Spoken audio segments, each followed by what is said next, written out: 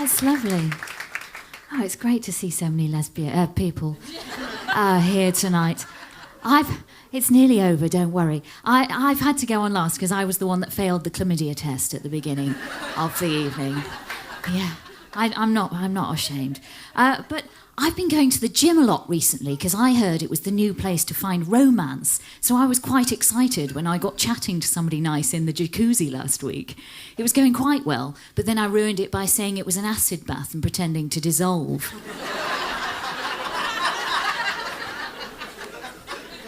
I thought it'd been an entertaining little gambit, but no. But I can't afford to join the gym, so I've been going around doing those free day trials at all the rival gyms. Because I love free things.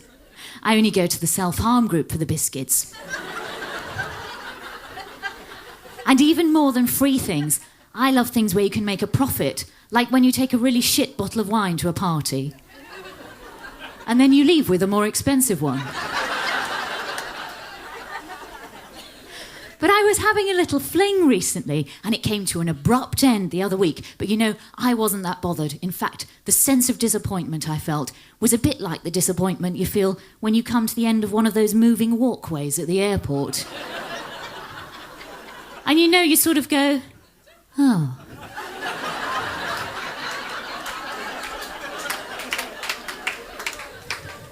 Because there is a little sense of disappointment, isn't there? But it's not much. But I've had a lot of time to dwell on it, though, because I've been flat-sitting for my friend this week, and she's weird, this friend, because she's paranoid about getting sets of her keys duplicated. So she's just got one set of keys, and she always hides them in an elaborate hiding place, and then sends me a text message about where the hiding place is. And last time it said, go to the cupboard around the side of the house where the electricity meters are. Reach up onto the high shelf for a cracked flower pot. In the flower pot, you'll find a gardening glove. Inside the gardening glove will be the first in a series of riddles. You'll need a compass, a spade, a map of the local area, and a Latin dictionary. Good luck. But I've been doing internet dating recently, and I'm annoyed with this one website I'm on because they're supposed to email you a list of your ideal matches. And so far, the only profile they've sent me is my own back to me. And what's really weird is it says that I'm a 73% match. How does that work? I don't understand. So my latest plan is that I'm going to rediscover somebody from my past on Friends Reunited. But there is a flaw in this plan because I didn't come out at school because it was the 1980s and they still burned gay people in the north of England. But I've been thinking about the label gay, and I think it's a misnomer, you know, because the word originally meant happy, and yet all the gay people I know are really miserable. I think somebody was being ironic. And they said, look, see all those people over there who are burdened by a sense of doom that they're 90% more likely to die alone with no family around them? Let's call them the happy people. But I did come out to my parents when I was a teenager, and I was surprised at their reaction because they were really excited. They were like, ooh, our daughter's done something interesting. And I was the one who was all ashamed and inhibited, didn't want everyone knowing. But they started going around telling all the neighbours, handing out flyers, printing up T-shirts, trying to get us all on Kilroy. My mum tried to make me feel better about being a lesbian by telling me something about her and her friend Joan on holiday.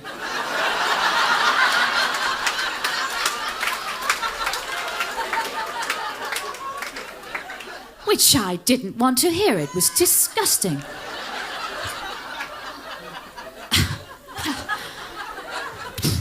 But I suppose it was good that my family were so easygoing about it all. And what was very sweet was my cousin Martin took a real interest in me being gay. and when I met my first girlfriend, he wanted to meet us both in the Travel Lodge in Salford at midnight.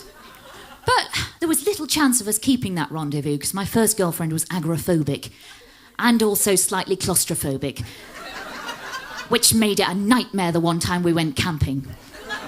I had to stay up all night zipping and unzipping the tent flap. And it was also a nightmare because she was taller than me, and I was always paranoid that people were looking at us and thinking, how did they get together? Did their eyes meet across a seesaw? I don't know. But what was I talking about? Yes, Christmas. There was a link there, I just didn't voice it. No, there was, because it was Christmas when I came out, but Christmases now are much less eventful than that, because I always go and stay with my father, and the closest we get to some sort of activity or game is him showing me the drawer where his will is kept in case he dies suddenly. And we don't really bother exchanging gifts, so what we do instead is we dust off old presents we exchanged in the 1980s, and we look at them again. And whilst he's playing with his Rubik's Cube, I'll reminisce about the year that one of my presents was that funny little mastermind game with the little pegs in the little board. And the rather menacing photo on the front of the box, with an older gentleman and a Filipino woman in the background. Do you remember? As if he was saying, "Look what I won." It's always haunted me, that. But it's been fantastic being on this stage tonight that's been walked by many celebrities. And I'm going to finish tonight with a story about how I always mess up when I meet a celebrity. And this is a story of what happened when I met the actress Juliet Stevenson, who I used to admire greatly. And I met her when I was helping on the television drama The Politician's Wife. I don't know if anyone remembers that from the early 90s. It starred Juliet Stevenson, Minnie Driver, and Trevor Evewanker. And one day they didn't have enough extras, and they said to me, "Rosie, you're going to have to stand in as the tea girl at the village fete." And I thought, I've got a scene with Juliet Stevenson, fantastic. So I was hanging around with the extras that day, and they were telling me you can get more money if you speak on camera. So I thought, I'm going to say something. I don't know what. We'll just see what comes out. So we got to filming the scene, and Juliet Stevenson was coming down the tea table, deep in conversation with her fellow character, and I was getting ready with my cup of tea to hand her, and she got opposite me, and I handed her the cup of tea and fixed her with a steely gaze and said, "I love you, leave him."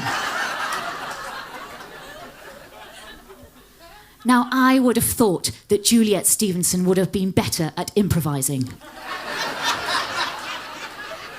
When I did my drama course, they said, don't block people, accept and build. But she was having none of it, threw her completely off. So that was the day that I finished working in film and television and vicariously have ended up making a fool of myself on stage here. Thank you for listening tonight. Good night.